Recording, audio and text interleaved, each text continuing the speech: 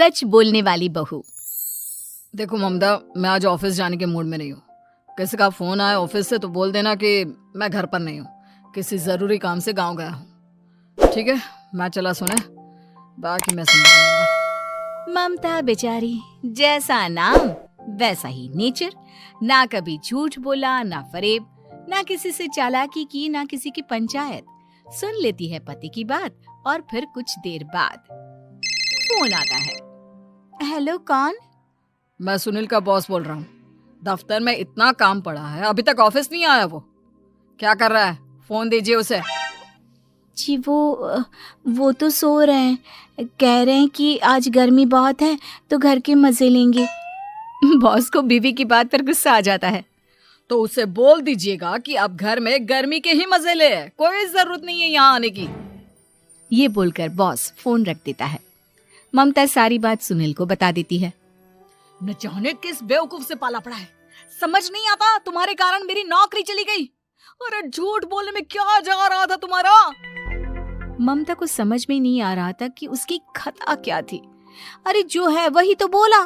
फिर एक रोज, बहू, अरे आ बहू, कहाँ है तेरा पति? इस महीने घर के खर्चे के पैसे भी नहीं भेजे। क्यों, माँ बाप की फिक्र खत्म हो गई है क्या उसे? पाए लागू माँ जी, वो ये बोल रहे थे कि माँ को क्या है, घर का राशन, खेत का पैसा, मवेशी का दूध, फिर भी न जाने क्यों मेरे सर पर भार देकर बैठी है। तभी सुनील ममता के मुंह पर हाथ रख देता है। क्यों रे कलमुँह है, हटा बहू के मुंह से हाथ। अरे क्या क्या बोलता है तू? वो तो इसकी झूठ बोलने की आदत नहीं है, इसलिए पता चल रहा है। देख मेरी सास कितनी शरीफ है। हाँ, तेरी माँ तो मोहल्ले की बदमाश है ना, और तेरी सास शरीफ है। बेटा ममता को देखता है और गुस्से से बोलता है। अब खड़ी खड़ी देख क्या रही हो? और भी कुछ कहना है क्या? माँ आई है ना, जाकर छाछ ले आ ठंडी वाली। ममता अंदर चली जाती है। माँ, इसके सच बोलने की आदत के कारण मेरी नौकरी जाते जाते रह गई। वो तो मैंने अगले दिन जाकर पैर पकड़ लिए मालिक के, नहीं तो। सब जानता है बहू की आदत नहीं है झूठ बोलने की, तो तू शांत क्यों नहीं रहता? क्यों उसे झूठ बोलने को बोलता है? फिर एक रोज, बहू, जा अपनी पड़ोसन के पास और उससे बोल कि वो लाल वाली साड़ी जो उसने नए साल की पार्टी में पहनी थी, तुझे वो चाहिए। ना माँ जी, मुझे नहीं चाहिए। वैसे भी कल जिस शादी में जाना है ना, वहाँ के लिए तो मेरे पास काली साड़ी है। सास सर पर हाथ रखकर, अरे बुद्धू, मुझे चाहिए साड़ी। वैसे भी तुम लोगों में तो साड़ी का लेन देन चलता है ना, तेरी भी तो उसने पहनी थी ना। हाँ माँ जी, वो क्या है ना, हम दोनों के कपड़े एक दूसरे को आ जाते हैं। मैं ले आती हूँ आपके लिए साड़ी। बहू पड़ोसन के पास जाती है। कैसी हो निर्मला, तेरी लाल साड़ी चाहिए थी। क्यों? तू तो बोल रही थी कि तेरे पास काली वाली साड़ी है, तू वही पहनेगी, फिर लाल का क्या करेगी?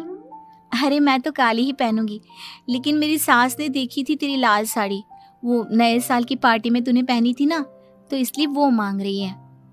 ये सुनकर पड़ोसन थोड़ा परेशान हो जाती है। देख ममता, तेरे लिए तो मैं एक बार को साड़ी दे भी देती, लेकिन तेरी सास के लिए नहीं।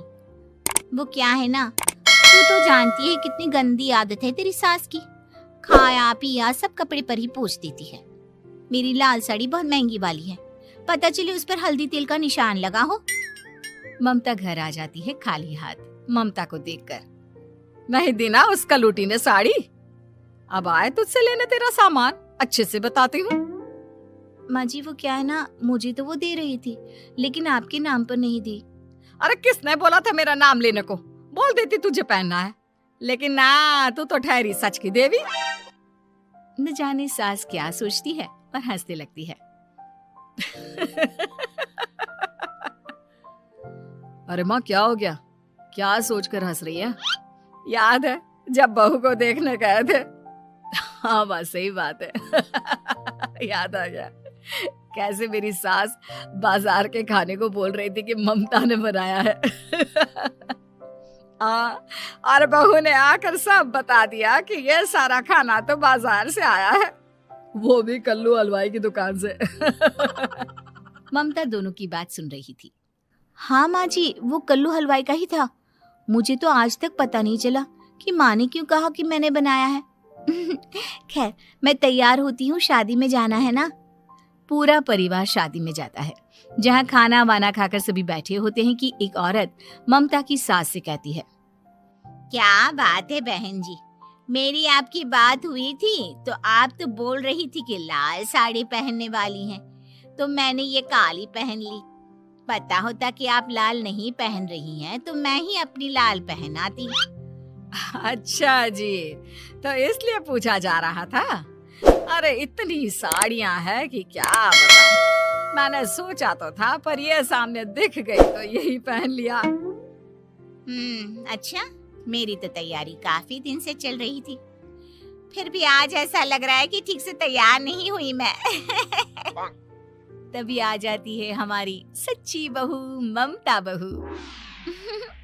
आंटी जी, वो क्या है ना, पड़ोसन की लाल साड़ी माँ जी को पहननी थी, लेकिन आप तो जानती है माँ जी की आदत, सारा खाया पिया कपड़ों पर ही पोंछ देती है, तो उसने साड़ी देने से ना ऐन वक्त पर मना कर दिया, तो अब इन्होंने ना मेरी साड़ी पहनी है। औरत ममता की सास को घूरती है, अरे मांग कर ही साड़ी पहननी थी क्या? हम जैसे तो खुद की ही साड़ी पहनते हैं, चलो चलते हैं। सास का गुस्सा अब ममता पर फूट पड़ता है। अरे क्या जरूरत थी ये बात सबसे कहने की? अरे घर की इज्जत का कोई ख्याल है कि नहीं तुझे? हाँ, मैंने क्या बोल दिया माँ जी? मुझे क्यों डांट रही है? मेरी गलती क्या है? ममता को रोता देख सुनील आ जाता है। अरे माँ, क्या हो गया? पता है ना शादी का माहौल है। सास सारी बात बेटे को बता देती है। देख रहा है तेरी बहू का हाल। अरे इस लड़की को तो ये भी नहीं पता कि कब कहाँ क्या कैसे बोलना है। अरे लेकर जा इसे यहाँ से। सभी घर आ जाते हैं। सास का मुंह तो फूला ही रहता है कि एक दिन, चलो बेटा, बहुत दिन तुम लोगों के साथ रह ली, अब चलो। वैसे भी ऐसी बहू के साथ समय कैसे कटे, जो ना झूठ बोलती है ना लोगों की चुगली करती है। अरे गांव में ही ठीक हूँ मैं, कम से कम 4 घर की खबर तो मिलती रहती है, वो भी मसाला डालकर। कैसी बात कर रही है माँ? अभी तो आई है, रह जाना, कितना अच्छा लगता है तेरे रहने से घर। तभी ममता आ जाती है। अच्छा लगता है, लेकिन आप तो बोल रहे थे कि न जाने कब तक रुकेगी, जाने का नाम ही नहीं ले रही। जाए तो कम से कम घर में थोड़ा सा फ्री सा तो फील करूं, यही बोल रहे थे कल माँ जी आपके लिए। सास बेटे को देखती है, लेकिन क्या कहती बेचारी, जब अपना ही सिक्का खोटा हो। चली जाती है चुपचाप गांव। फिर एक रोज घर की घंटी बजती है। सामने खड़ा होता है सुनील का बॉस। सुनील है क्या घर में? वो क्या ना, मैं यहाँ से गुजर रहा था तो सोचा थोड़ा ऑफिस का काम डिस्कस कर लूं। ममता कुछ कहती कि तभी वहां सुनील आ जाता है। अरे बॉस, आप आइए आइए। क्या बात है, घर तो बहुत सुंदर है। वैसे भाभी जी, आपकी खूब बातें सुनी है कि आप कभी झूठ नहीं बोलती। ये तो पता नहीं, लेकिन हमेशा सर कुछ न कुछ ऐसा बोल देती हूँ जिससे परेशानी हो जाती है। मैं ऐसा नहीं चाहती, लेकिन क्या करूँ। खैर, बॉस कुछ देर रुकता है, काम की बात होती है। ममता के साथ सब चाय पीते हैं और जैसे ही बॉस जाने को मुड़ता है कि क्या जी, कितने नेक इंसान है, फालतू ही आप खड़ूस और निकम्मा बोलते हैं इन बॉस को। अब क्या, बॉस के कान तक खुद के लिए अनमोल वचन पड़ जाते हैं और फिर ओह, तो ये बात है। और क्या कहता है ये?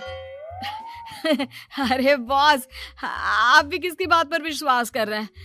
अरे इससे तो ये भी नहीं पता कि आलू प्याज कहाँ रखा है।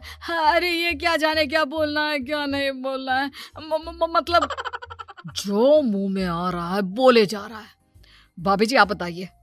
नहीं नहीं बॉस, लग रहा है कि कुछ गलत बोल गई मैं।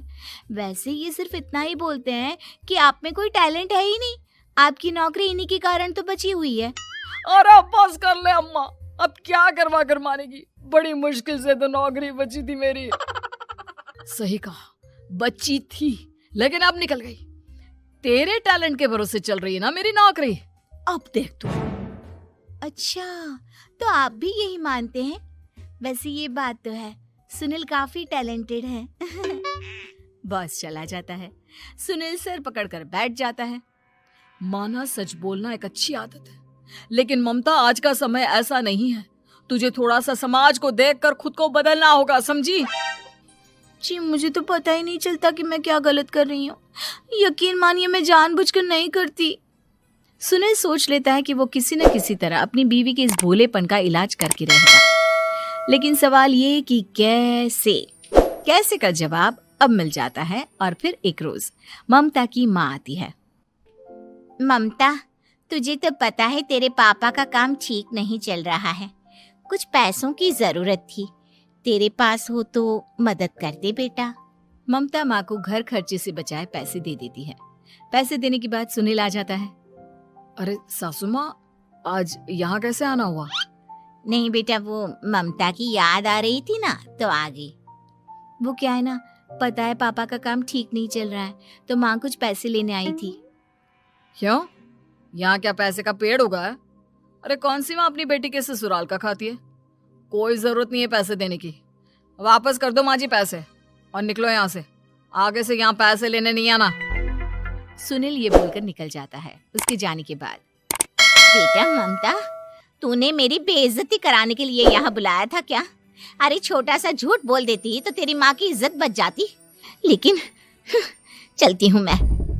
सास बाहर जाकर बाहर खड़े सुनील से कहती है, तेरे कहने पर बेटा हमने ये नाटक तो खेल लिया, लेकिन उसका क्या असर होता है ये नहीं पता। थोड़ी देर बाद सुनील घर आता है। देखिए, मुझे मेरी गलती का एहसास हो गया है।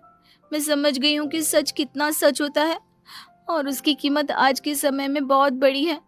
माफ करना, मैं आज से सच कभी नहीं बोलूंगी। क्या? कभी नहीं? फिर क्या, दोनों मियाँ बीवी खुश रहने लगते हैं, क्योंकि बीवी को थोड़े से झूठ की आदत हो जाती है।